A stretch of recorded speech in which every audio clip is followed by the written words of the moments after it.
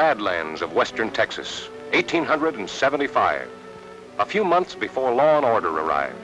This is the great staked plains country, barren ridges, alkali that seems like snow, arid, foreboding, which the Spanish conquistadores 2 centuries earlier called the Llanos Estacados.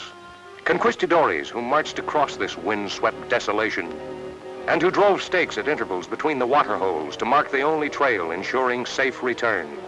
The stakes which thus named the barren region have decayed long since, have fallen and been lost, until, by 1875, only the Comanches know where to locate the fertile valleys and the cool waterholes hidden in the otherwise desert of the staked plains.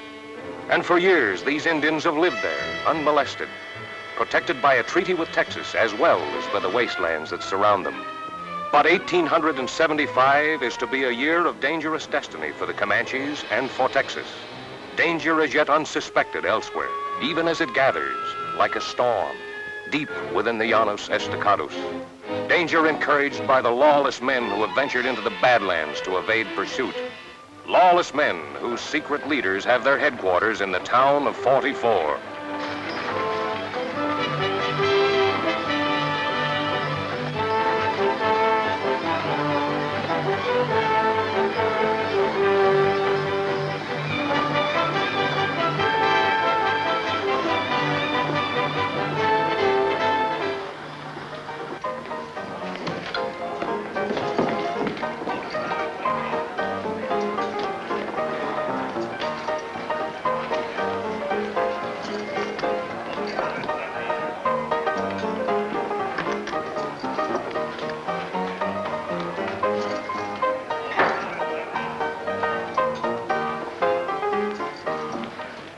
Frank.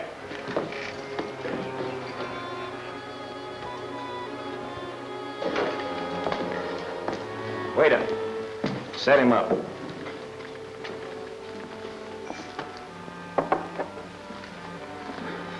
It ain't free.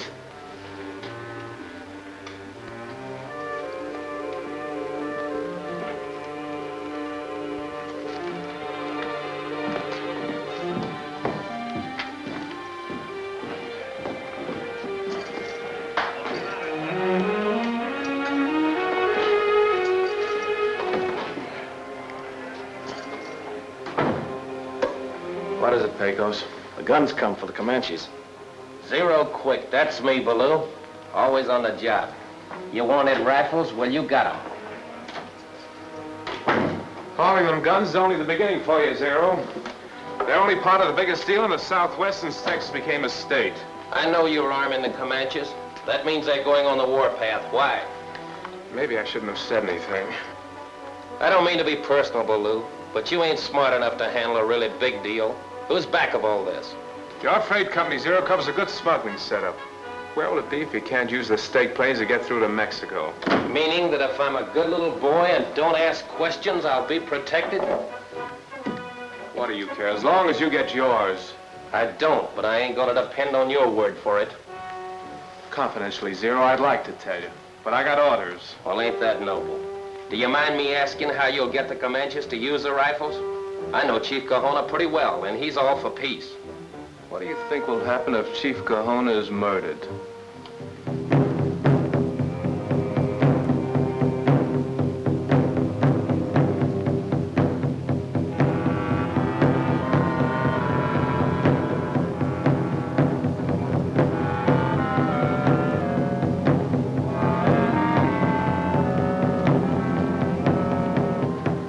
It was the duty of my father, by right of heritage, to guard this cherished relic, as it was Chief Kahona's. The blood of your hereditary chiefs flows now only in my veins, and so it is my duty. You are a half-caste, Loma, but we respect your heritage. It is the law of the tribes. It is also a law of the tribes that a woman cannot lead them. That is why we are here. While the people wait beyond the village, we must decide leadership for them. Tioga. Loma, by the right of her blood, has designated you, Tioga, to be our leader. We agree. By this sword that Sanga Toha, the Scarlet Horseman, once used to save the Comanches, I accept your trust and await your orders. I give no orders. But now, Tioga, let me counsel with you. The buffalo hunters have invaded the Llanos Estacados, searching for herds not yet destroyed by them elsewhere. These hunters break our treaty with Texas. And yesterday, one of them, who else, murdered Kahona. Kahona, who trusted our enemies and led our tribes on the trails of peace. There is never peace with these enemies. Whom can we trust except ourselves? Oh, my people, you must fight. Our enemies have many rifles. We have few. Tonight, rifles will be brought to you. With them, you must fight, not for vengeance, but to keep this land. If you fail, you will be pushed westward until you face your enemies with your backs to the Pacific. I live among these enemies, a servant to one of them. I have studied at their school so that I shall be able to lead you in their ways, so that I can help you to develop an independent nation for Comanches, law-abiding, respected, and acknowledged, forever ours. You're a good guide, Indian. I'll pay you extra for getting us so close without ever being detected. Me like money very much. You and me got a lot in common, Comanche. We've learned plenty by following up on what Baloo hinted yesterday. Loma's back of all this. Loma don't know who killed Chief Kahona. If she did, she'd never be in on this deal. Loma's being used, Trag, just like me, by somebody awfully smart. Why don't you tell her? She might know something and let you in on it. How can I prove it? But nobody's going to leave me out of a deal that's so big that it takes a Comanche uprising to get it started. Well, in that case, what are you going to do? Only made an awful fuss about that sword. Sure, get it. And you can trade it for information. You make plenty money this time, Indian. You wait on trail. Loma ride past. Loma very important now. Much to our surprise, that's just what we found out. Loma carry broken sword. You get sword. Bring it to me. No, no touch sword of Sangatoha. Me tell chiefs.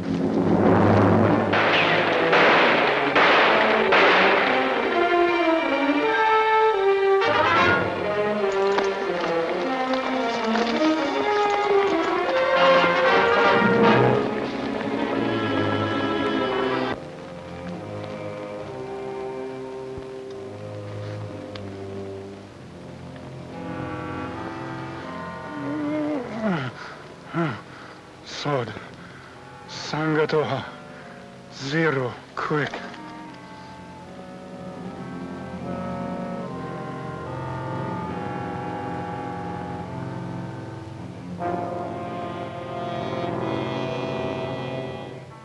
So you see, Miss Carla, the sword of Sangatoha is not so important as you think. My heritage is leadership, and one of the duties of the leader is to guard this sword. Just the same, that's quite a responsibility. What would happen if you lost it? As a woman and a half-caste, it would cause my authority to be questioned. I'm certainly glad to hear you say that, Loma. Because the more important it is to you, the more helpful it is to me. Nothing you could ever do would surprise me, Mr. Quick. But in this case, I shall see to it that you regret doing it. How, Miss Marquette? I don't mind admitting that I'm afraid of Texas law, but it hasn't reached 44 yet. But it will, soon now. Anyway, it's as much to your advantage as anyone's to prevent the Comanches from going on the warpath. Meaning that whoever has this sword can prevent it? Yes. Well, what makes you think there won't be war with Loma having it? From the time Loma was a little girl to the time of my father's death, he taught her how to lead her people. And that sword gives her the chance. Well, in that case, I'll only borrow it.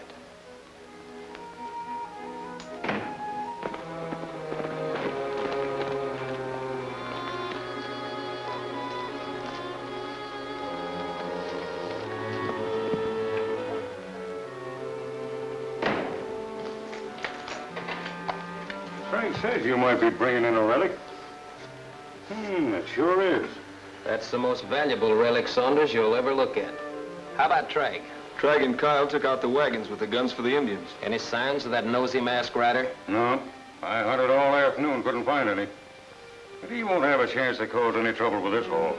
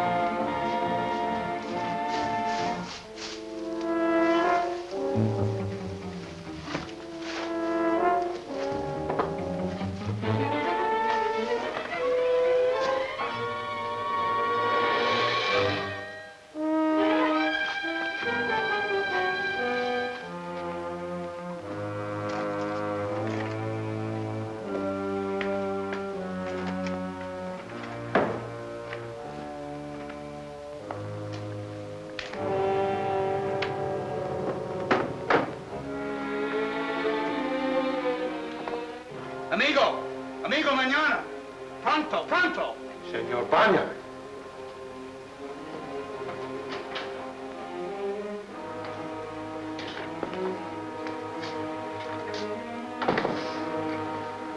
Hiya, Norris. Hello, Baloo. Waiting? Yes, talking with Amigo Manana. Banyan just called, so I think we'll be able to do business. I thought somebody told me that you and Banyan don't like each other. We don't. But he fixes my instruments better than anybody else in the West, which incidentally is no recommendation. Lucky for me, he's as good at fixing guns as he is at shooting them.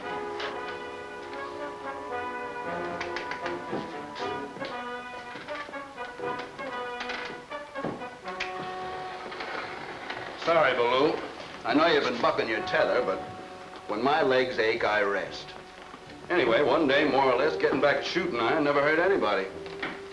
There you are, all loaded. You really got quick action there now. I've heard you can still shoot sitting down, even without practice. Just fair.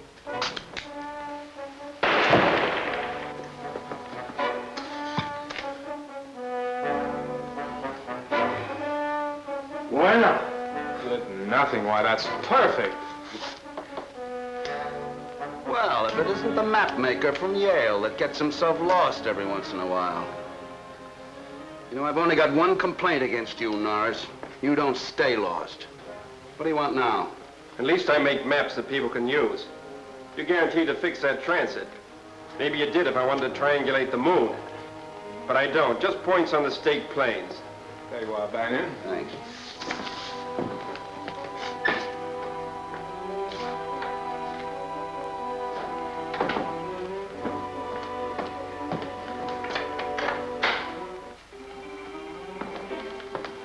Any luck, Jim? No, Kirk. But you were right. Zero Quick's got a load of rifles through to the Indians. I picked the wagons up just out of town. But so did Comanches. Lots of them. You're a one-man army, Jim, but not that good. I'm very much afraid the war is about to start, I think. Senator Halliday certainly knew what he was talking about when he claimed somebody's stirring up the Indians. It's too bad the Texas Senate didn't put the three of us on this investigation sooner. Our investigations are always the same. Always at the beginning we are late. But we are always early at the end. See? I know, but we're not far behind this time. I think I have a lead to the man we want. Zero Quick. Loma has Carla Marquette fooled. I didn't say anything to Carla because I didn't want to spoil whatever your setup is. That's real nice of you, Quick. But now that you have the sword, talk to Loma. She wasn't the one who ordered you to kill Kahona. So why should I waste my time talking to middlemen? Loma will get the sword back if you'll let in on the whole deal. Is that it? That's it. Let me know tomorrow.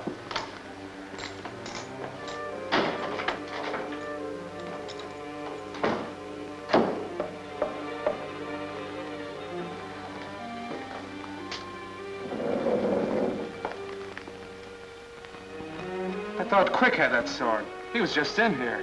Mr. Quick was too sure of himself. And that's all the Comanche said before he died. The sword of Sangatoha and Zero Quick. Let's go in the other room. I'll leave you two here guarding the most valuable piece of property this side of the Mississippi, and what do you do? Who took it from you? Loma. Loma. That's one on me. Did I underestimate her?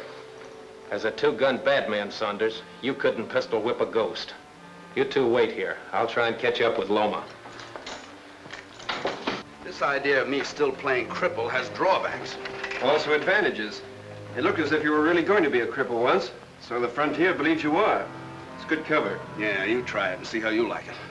Sometimes when I'm out on that desert scouting and map making, I wish I were taking it easy in your wheelchair. You don't say. Amigo. See? Tell Kirk what you were telling me this afternoon about Sangatoha, the Scarlet Horseman. It fits in with what you were just saying in there. My father and his father's father all tell about how in his time this caballero in scarlet, on a stallion with the speed of lightning, come from out of nowhere, like a thunderstorm on a summer's day, and then, poof, go like a puff of wind. With eyes of fire and arm of steel he come. There have actually been recurring appearances of the rider on and off through 2 centuries. The legends, of course, say that it's one man. See, the legends say so. Because always before he is seen, his call, a very strange call, would announce him. Like the trumpets. That explains why the legend persists. Always the same identification. He does not fight anymore, but points at the battle if he approves of it, and points at the sky if he does not like it. Comanches believe that he is their champion, but only when their cause is just. Well, that's all very interesting. But what about the sword? Where does it fit in? Ah, maybe the sword the Comanches have is the real one, because sometimes he rode with it, and sometimes later he did not. All of which makes me wonder how that sword ties into Zero Quick. You know, I'd like to visit Quick about this time, but... No. You can't afford to be suspected. It's your job to move around. But nobody thinks I can walk. You said so yourself. We should have told Quick about this. Oh, no, not me. He was mad enough, but what would he have said if he knew we dropped the sword and the top of the handle came off? The top fit right back on, didn't it? It is fixed to be taken off. Because this is inside, it might be important. Well, it won't hurt us none if it is. So let's not tell Quick about it until after we found out. We might do ourselves some good. That's smart, Dan, that is. I'll keep it for us. You're mighty thoughtful, Saunders, but being as how I found it... You heard me. I'll keep it for us. You may be fast with your 6-gun, Saunders, but you don't scare me. It's me that's keeping that gadget for us.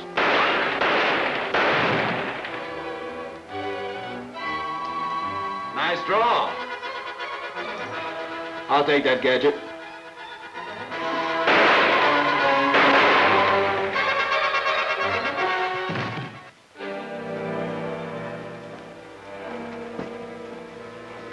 It doesn't seem possible that this has been hidden in the Scarlet Horseman's sword for 2 centuries.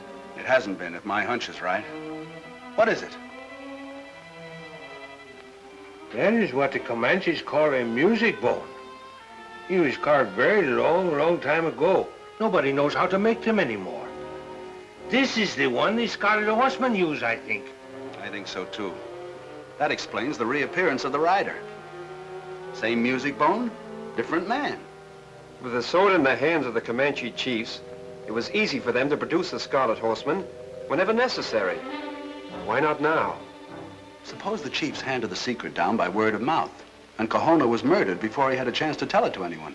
Well, that's logical, because whoever is behind the Indians would be sure to take advantage of it otherwise to help stir them up. And you say Zero Quick doesn't even know about it. Not unless his dead men talk. Jim, I've got an idea. I have, too. And the secret tunnel we've been using from the old fort is made to order. This is one time, Senor Kirk, when your surveying comes in handy. I think it's a very good thing we discovered that old tunnel. What do you say, Kirk? Shall we try it? Sure, but we've never taken a risk as great as this before. The stakes are worth it. I'm in. We'll need a special outfit. Scarlet.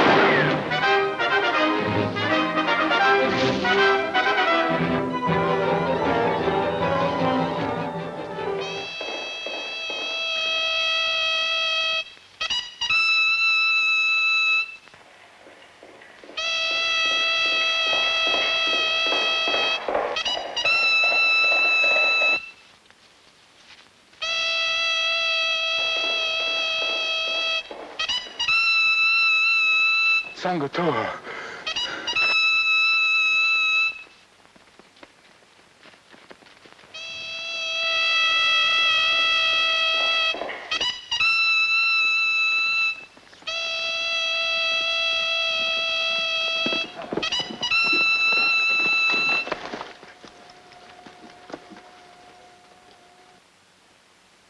Where's the rest of your outfit? Wagon train. Farther east from here. Get help.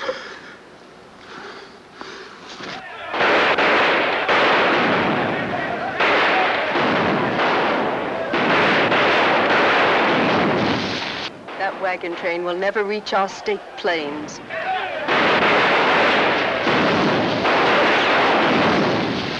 Yet most of our warriors are in reserve, still waiting behind the hill. The sword of Sangatoha, the Scarlet Horseman, ensures our victory.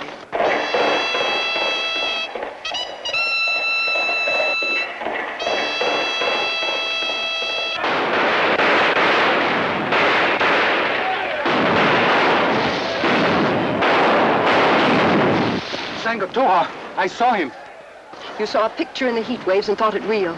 I also saw him sign of disapproval.